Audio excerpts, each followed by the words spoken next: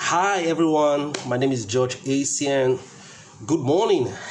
It's a Monday morning here in the city of Owerri.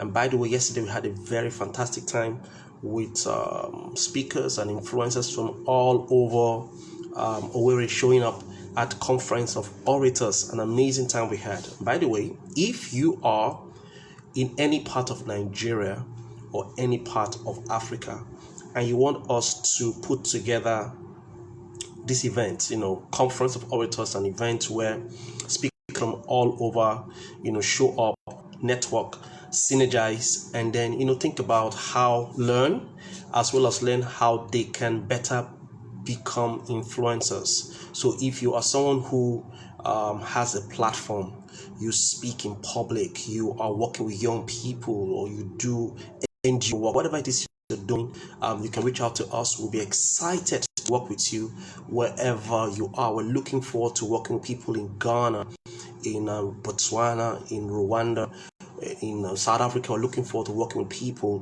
who are in Abuja, Lagos, Port Harcourt. So just send a message to me in the segment there, and we'll reach out to you. So let's quickly get into our subject matter for today.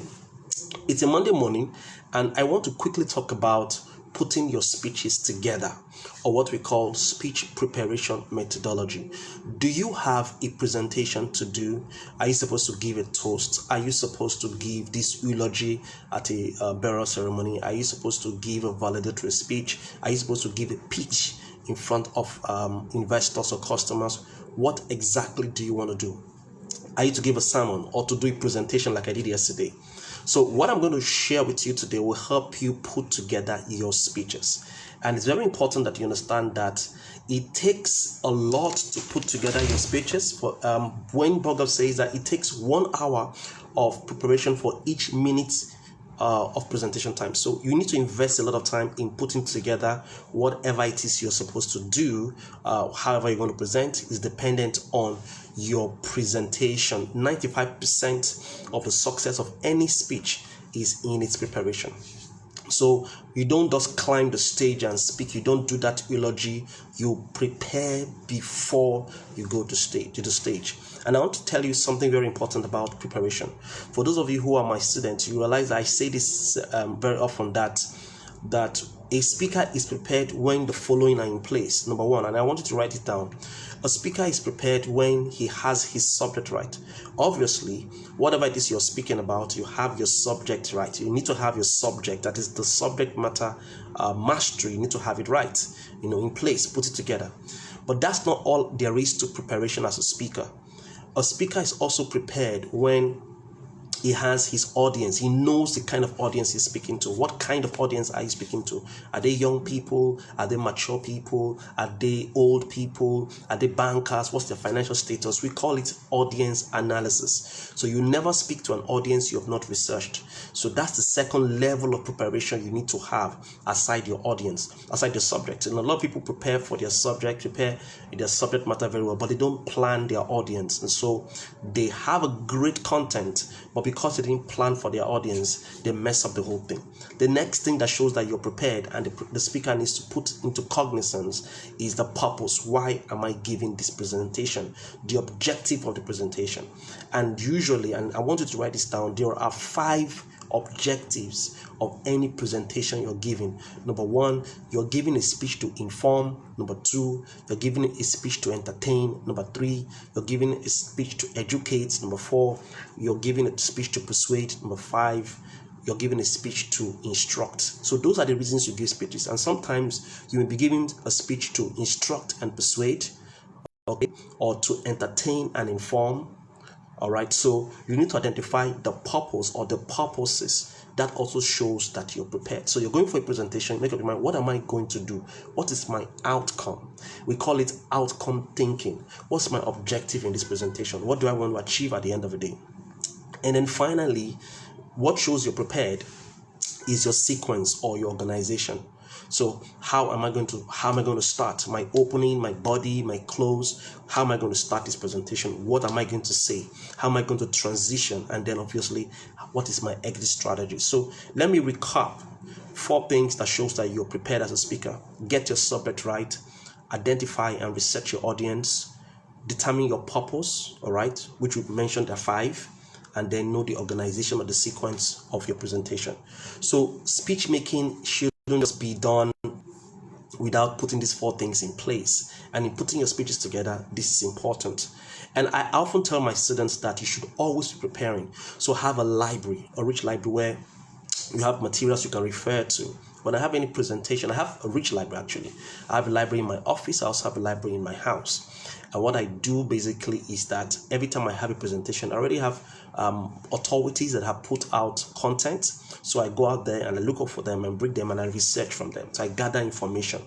And I don't just have a rich library in my room, I also have a rich mental library. So I put in information regular. People say, I don't have time to read. Okay, so you can do 1 chapter a day, and you cover quite a lot for you to read. You need to have a reading program. This will help you. This will enrich your vocabulary. This will also enrich your presentation. Beyond just having a rich library, physical library, you need to also have a rich mental library, a reading program. So if you don't want to like to read, you can also listen. I also have a list. I have audio materials I listen to on a very regular basis, and also watch a lot of YouTube videos that help me and improve me from my mentors particularly. Because you see, preparation is like an account from which to draw as a speaker. Your occasions you're speaking and you go off the script. What will really help you is the fact that you have materials on your inside that you can draw from. And the occasions you have presentations to give and you have more time. So you're doing a presentation. It happened to me severally. You have a presentation going for you, and then they tell you, okay, continue for the next speaker. Go on because the next speaker isn't yet ready. And then you see yourself because you're done, you've exhausted your content, you're thinking, where do I get more materials? But if you have a rich life, you've always been preparing, putting in materials, stuff on your inside, it won't be difficult to have new materials to share or new content to share. All right. Also, preparing always also helps you in the answer and question time.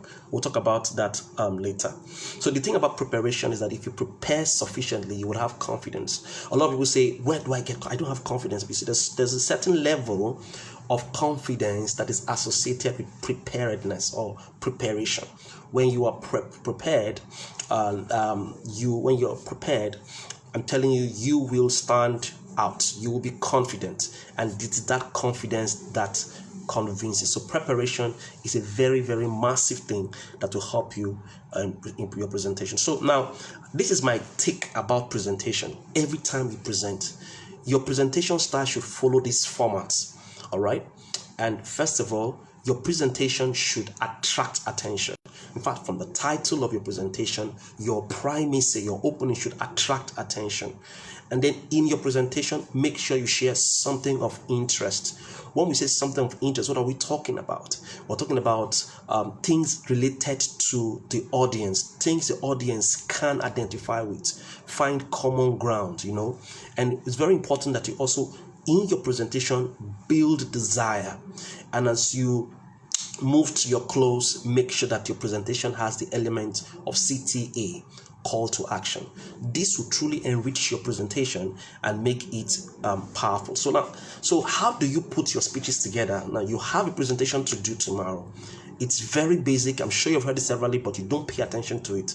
The first thing you want to do is divide your speech into 3 parts. And the 3 parts is your opening, your body, and your close. That's what we call the components of any speech: your opening, your body, and your close. Notice that we didn't say introduction, body, and conclusion. Now we say introduction. The term introduction is a speech writing term or a proposal term, so we don't use it in public speaking. So in public speaking, we use the word opening, or we use the word we use the word opening. All right. And then in public speaking, we don't use the word conclusion. Very often we use the word close. Okay, so in public speaking we use opening. Also, we also use the word opening in sales. So opening, body, close. Divide your presentation into those 3 parts. The technical term for opening is primacy. So I'm talking to you as my student. I'm saying, I do not like your primacy. Your audience will evaluate you based on your primacy, your first words, your first line of argument, how you start your presentation. And of course, the last one, the close, is your recency. So your opening should go between 1 to 10 minutes, all right, and your close should be about 1 to 10 minutes. The lash, the core, the crux, the bulk of your presentation will be in your body.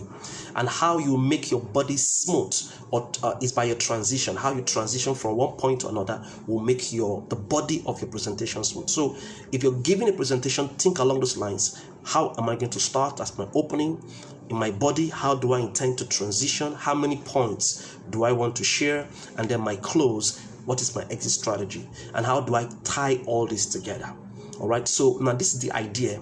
Your opening is supposed to wow the audience. Your opening is supposed to get them excited, all right, willing to know more, wanting to know more, like, wow, this is going to be stimulating, this is creative. That's your opening. Your body is supposed to woo the audience, to draw them into the subject matter, make them excited about the subject matter, and then your close is meant to win the audience. So we say, wow,